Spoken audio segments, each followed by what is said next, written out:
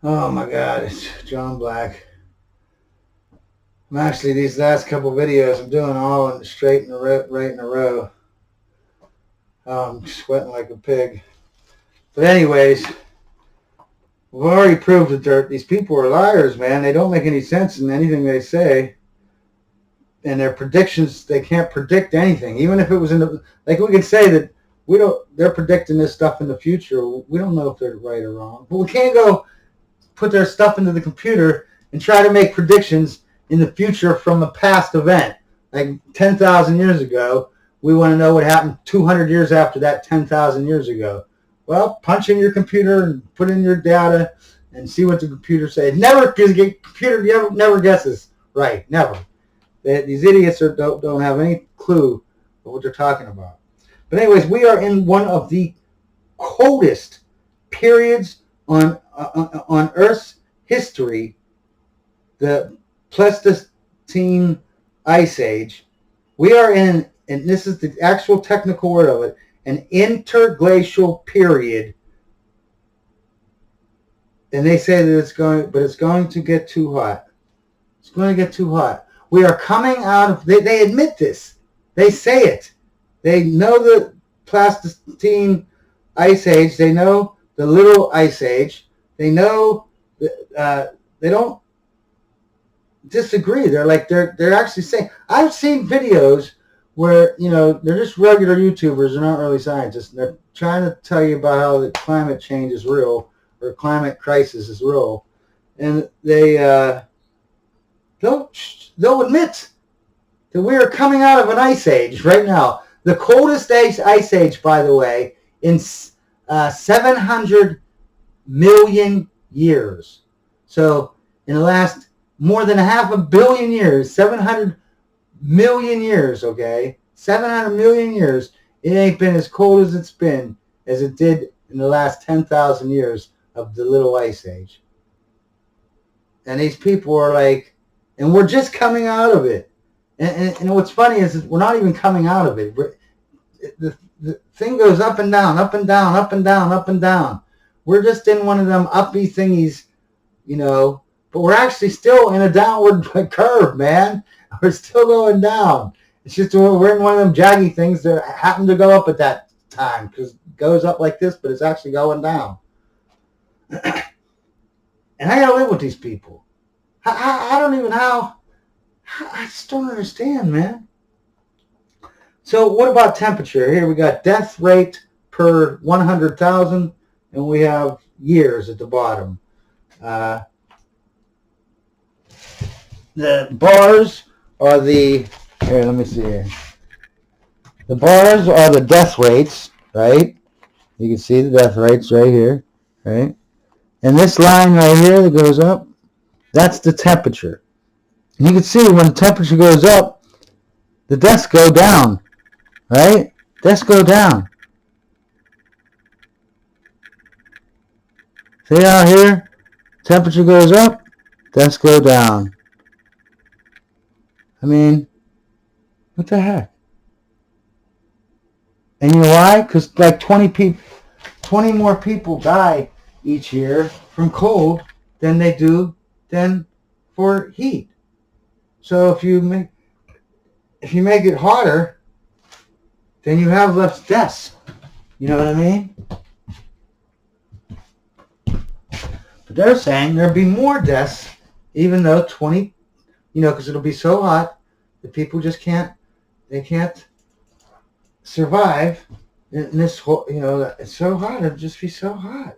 A whole degree and a half. You don't understand, they're saying a whole degree and a half. That's going to change your life from normal to boiling oceans. A degree and a half. A degree and a half is what they're complaining about. Because over the last 100 years, we've gone up a whole degree. A whole degree. And they're freaking out. And just wait till I get to the last part, because it's the last part. Let's see what I got here. Yeah, I'm almost there. Let me read a couple more things. This is about Patrick Moore, the founder of Greenpeace. Okay, Founder of Greenpeace, for God's... damn it, I did it again.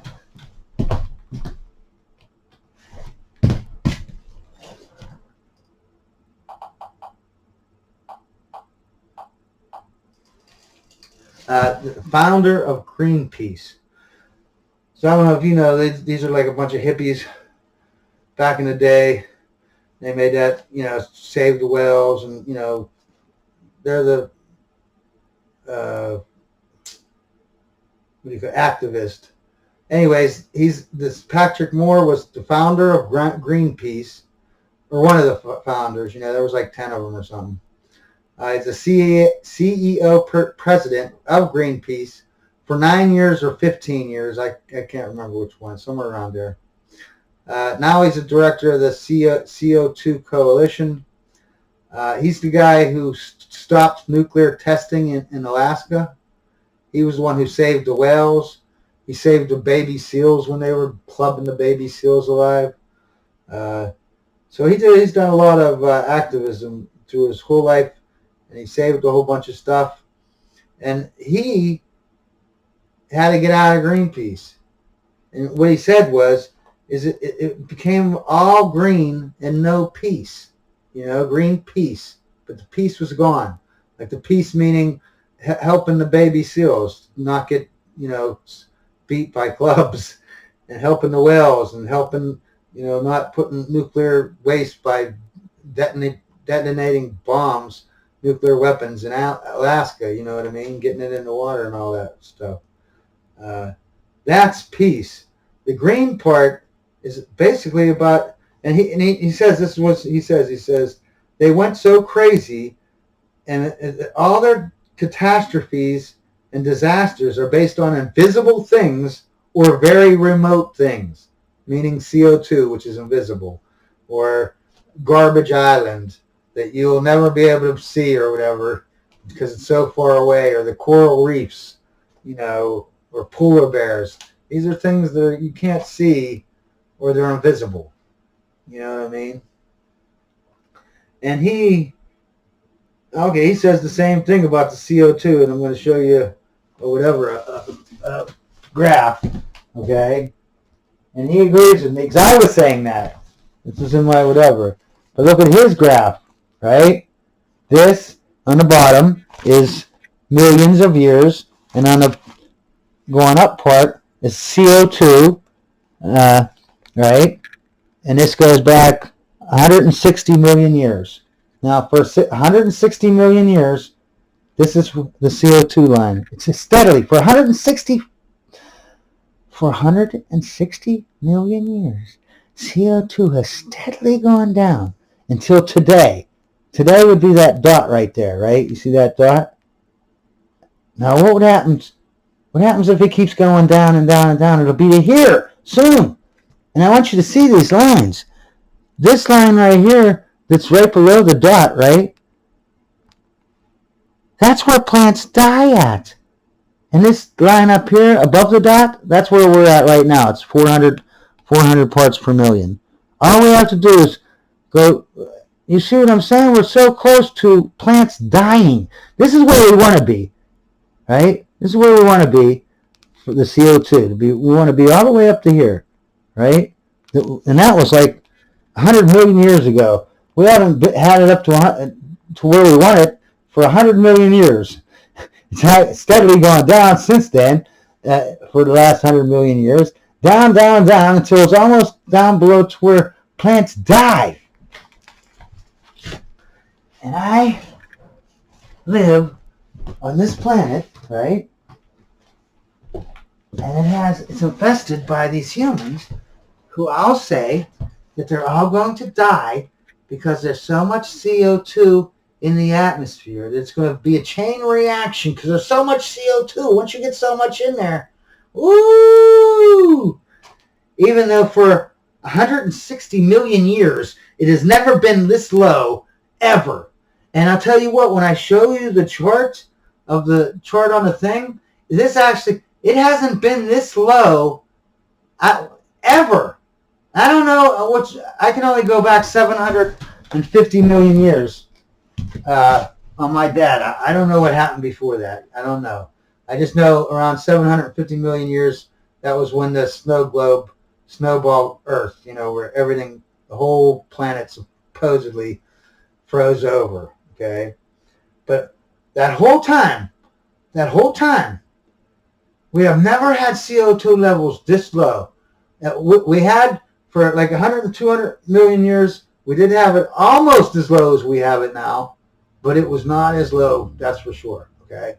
We have never had it this low in the last 700 million years, and they're complaining that, it's just going to go out of, it's a chain reaction like nuclear weapons, you know what I mean?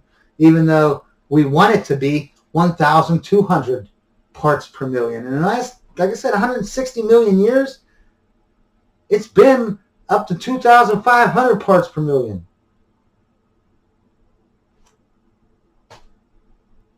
And the plants start dying at 200 parts per million. We're at 400.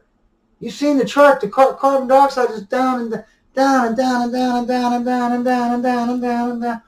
How fucking low does it have to go before people? Do the plants have to literally start dying before people are like, maybe we do need some CO2 in the atmosphere? Really? Can't you just look at carbon? You can Google it. When do plants start dying? 200 parts per million. When do all of them start dying? You know what I mean? Like at 200 parts per million, your crops are going to just be so crappy and disgusting that they're, you know what I mean? They're just going to be garbage. You know what I mean? You're not going to have hardly any fruit on the plants. They're going to be suffocating at 200 parts per million. Okay? And some species will, at that point, start dying. Not all of them, just some species need more CO2 than other species, that's all. The ones that need the most are going to start dying at 200 parts per million. And if you take it down to 150 parts per million, all life will be extinguished after that. All plants will die. Maybe not all of them. 90% of all the plants are going to die, which means all the animals are going to die, which means all the people are going to die. Okay? That's not going to happen, but I'm just saying, because I'll show you charts later on, but the last million years, CO2 has actually been a pretty straight line. It's gone up and down, obviously. It's nothing that goes perfectly level. But it stayed between like 200 and 300 parts per million, you know what I mean? So, I just don't know how do people, like I would be ashamed to go out and start telling people, yeah, you gotta, it's not really an emergency, but you shouldn't really be putting CO2 into. We're gonna need to, curb out a little bit because we need to help out the environment. Help out what? Suffocate fucking plants? Suffocate fucking plants is all you're doing.